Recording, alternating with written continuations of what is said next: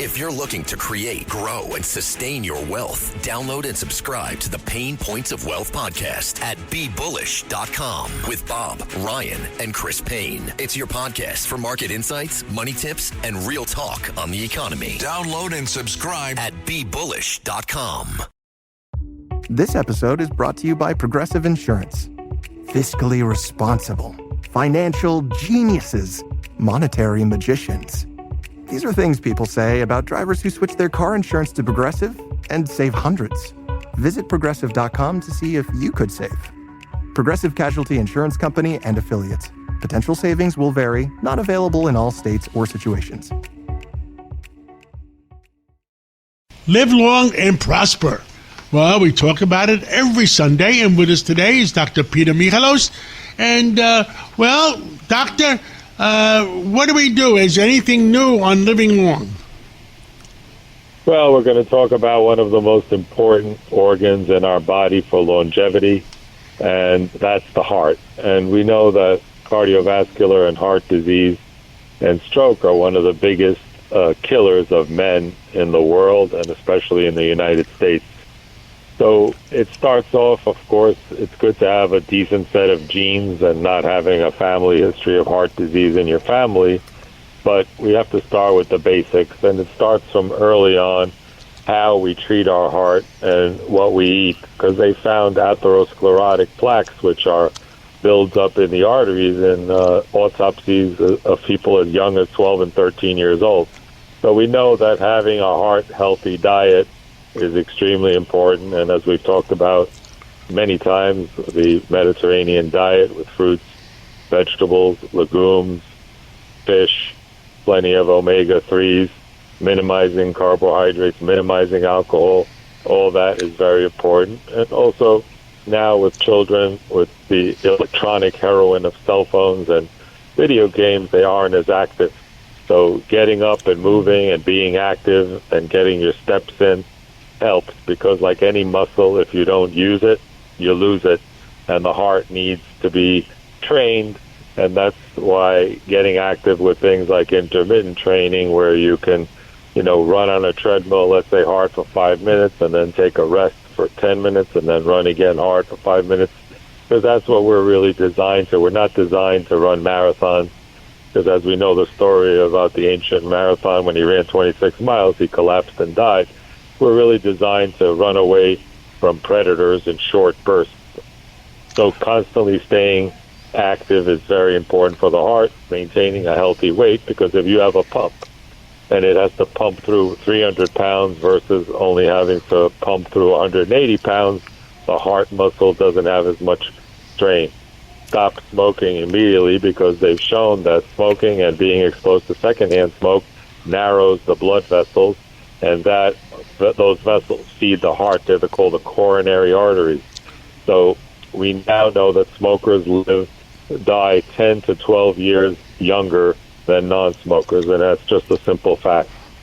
We now know controlling your cholesterol, your lipid profile, and when you check your blood test, one important blood test is called the apolipoprotein B, which is the carrier of cholesterol, and you want to keep that between 0 and 100, and they found that to be almost 75% accurate in predicting heart attack and stroke. So you want to keep that below 100. Sleep is very important. We now know that during sleep and sleep hygiene, that's when your body does all the repair, cleanup, and the repairing of all the muscles, even the heart, because the heart is in the resting phase, and you are healing and getting rid of dead and dying cells. And the other thing, of course, is alcohol is only occasionally in moderation, less than 3.5 drinks a week. All the studies have shown that it increases the risk of heart disease after 3.5, and also the rate of cancer, especially in women, breast cancer, as you drink more alcohol, increases. So these are some of the top priorities, and very important is controlling blood pressure, because when your blood pressure is high, the heart has to pump against that high resistance, and it causes something called cardiomegaly, where your heart gets enlarged because it's struggling and saying, I can't take it anymore. So the medicines that help to dilate the blood vessels and relax them and reduce the pressure help.